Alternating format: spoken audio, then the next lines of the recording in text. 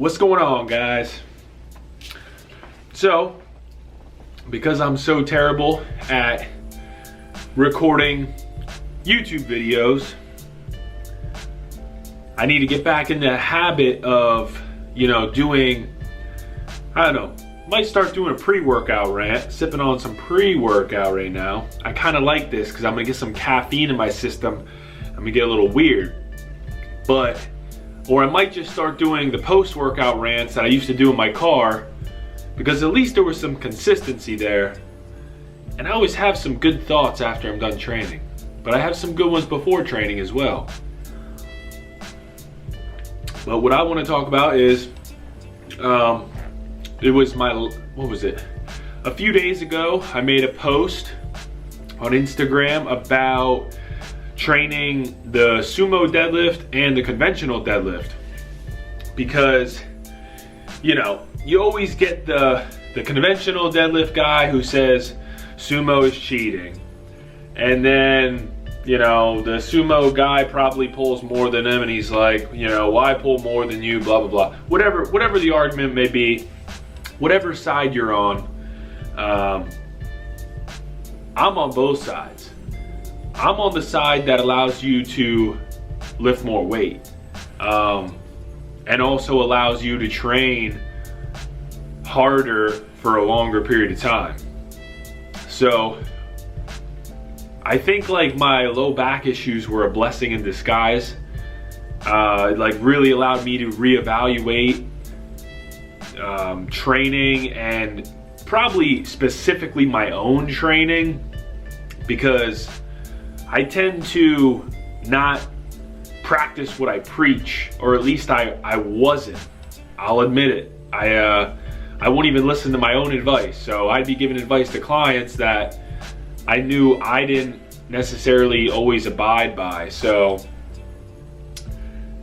it is what it is. I think we've all been there, but I've really changed that over the last 6 months, 6 months or so, basically since I had the low back issues. And I was forced to train differently. I was forced to train smart, because I knew if I didn't, I was gonna be set back even further.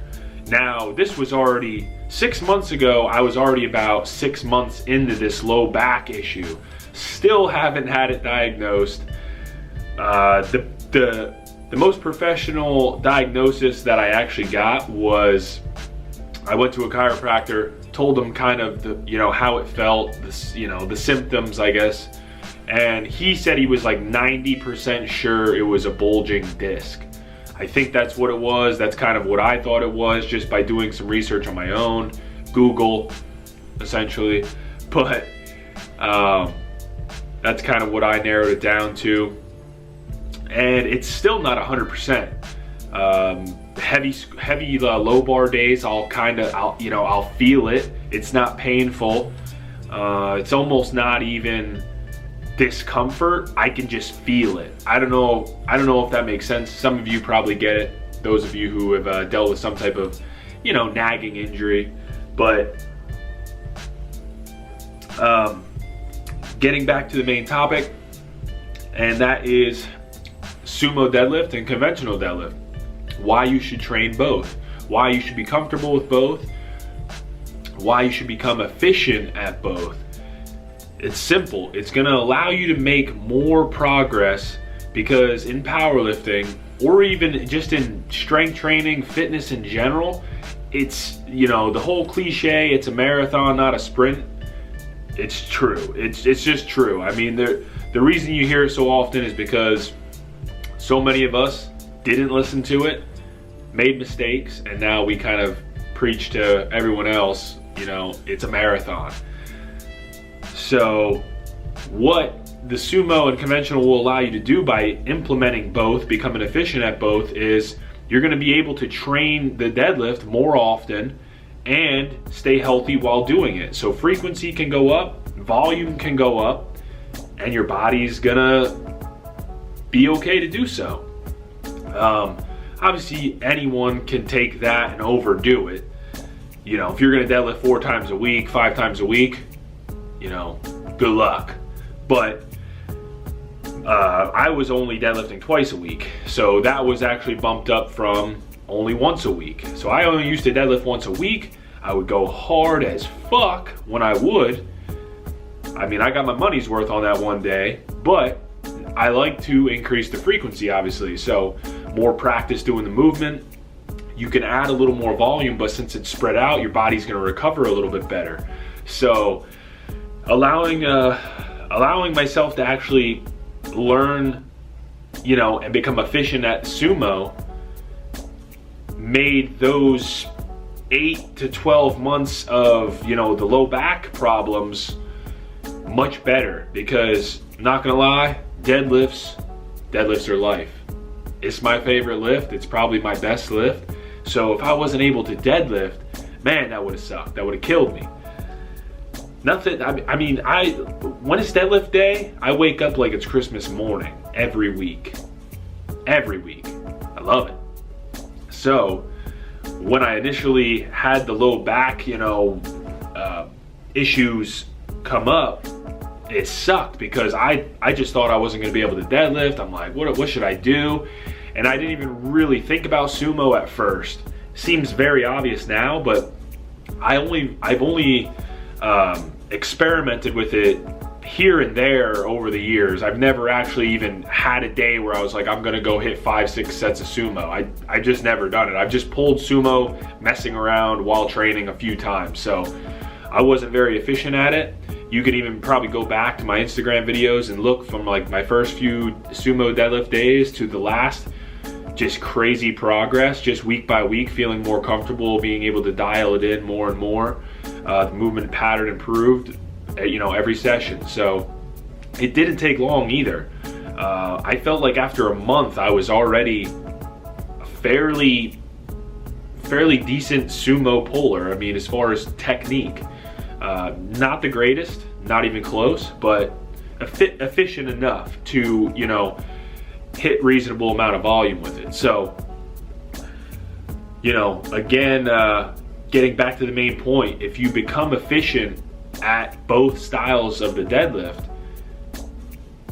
even if you aren't injured or maybe you have no problems whatsoever, the sumo and the conventional deadlift are different as far as, you know, the musculature that's being used. A lot, you know, there's obviously similarities. They're both posterior chain dominant, but you know, which muscles within the posterior chain that you're using are going to be a little bit different. So, you know, some of the strengths that you'll gain from conventional, you know, will be different within sumo. Sumo, a lot more hips, you know, hips and glutes, typically why you see women, you know, excel at it. You know, whereas like, you know, conventional people think of as more back, you know, back dominant. So, you know, you're gonna build strengths and you're gonna improve your weaknesses by using 2 different styles of the deadlift. So what I wanted to focus on was the sumo and the conventional. Hopefully I didn't get too off course, but also just wanted to bring in exercise variation as a whole. If you don't have exercise variation in your training, I'm pretty much going to guarantee you, if you're training hard and you're trying to push volume over time, you're eventually going to lead to some type of injury. You know, it might, again, just low back's very common. How many people on Instagram do you hear say something about their low back? I would almost bet half of them just pure overuse. Probably low bar squatting and conventional deadlifting, too much. That was my problem, just too much. Too much of those 2 movements that are, you know, putting a lot of stress on the low back, regardless of technique. My technique, again, I'm not saying my technique is, you know, the best. It's, you know, not world class, I don't think, by any means, on the low bar squat or the deadlift, but they're both pretty damn efficient.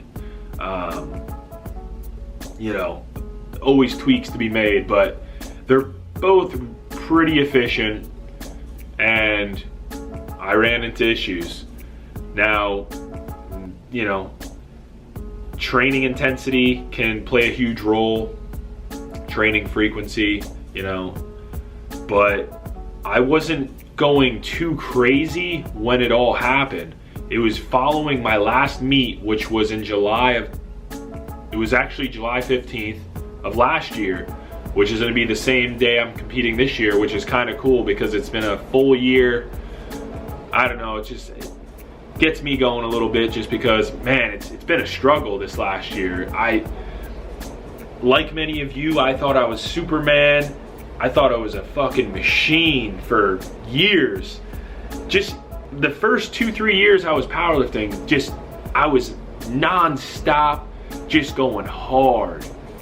Every training day, going hard. I mean, 90% on all 3 lifts, every day, you know, every training day. I wasn't training 7 days a week, I was training about 5 days a week, but every training day, I'm working up to, you know, a 90+%.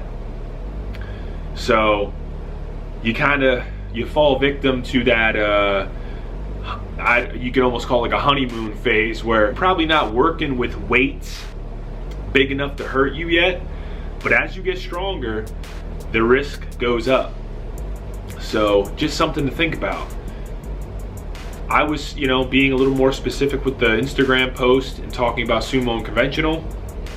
The same can go for high bar and low bar squat. The same can even go for bench, you know, doing a competition grip, which is in most cases a wider grip, and then, you know, doing a close grip bench. So exercise variation is key. If you want to be successful in this sport, powerlifting, you're gonna have to implement more exercise variation. Some of you might already be doing it, but I'm speaking, you know, in general, kind of what I see from afar, and more exercise variation is gonna be huge. So that's just my opinion. You don't have to listen to me, but I feel like I've been around the block a little while now, worked with a lot of people, so hopefully this helps you guys. I'm gonna finish this little bit of pre-workout, EWP and STW stack. It is the cherry EWP and the candy rainbow STW. It tastes like Kool-Aid, or basically like liquid Skittles.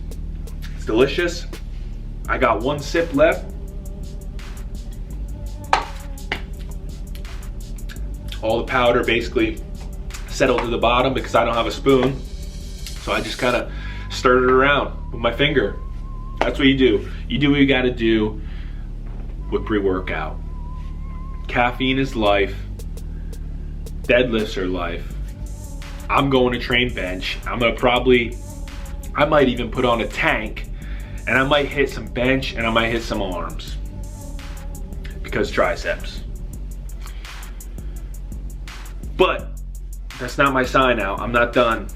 We're going in 14 minutes right now. These videos are gonna be too long if I do a pre-workout. Post-workout, I'll keep them a little shorter because, let's be honest, I'm gonna need to go eat. Last thing, if you like the video, like it. If you have any comments, questions, topics you want me to talk on going forward, please leave them down below. I would like to make more videos. I want to do at least 1 a week. The goal is actually 2 a week. Even if it's just me with my ugly mug sitting in front of the camera in a hotel room talking about something. I feel like it can help you guys avoid some of the mistakes that I've made. So that's what I'm gonna do. 1 to 2 videos a week. Subscribe if you haven't. Most of you probably haven't. Come on now, my subscriber count, look at it. There's like 12 of you. Appreciate you though, I appreciate you 12. And you'll be seeing another one Next week, I'm gonna try and upload this tonight. So next week, maybe Monday. Maybe I'll try and like keep it like a set plan, Monday, Friday, something like that, Tuesday, Friday. That could be cool. So leave your comments below of what you wanna see, and I'll see you next time.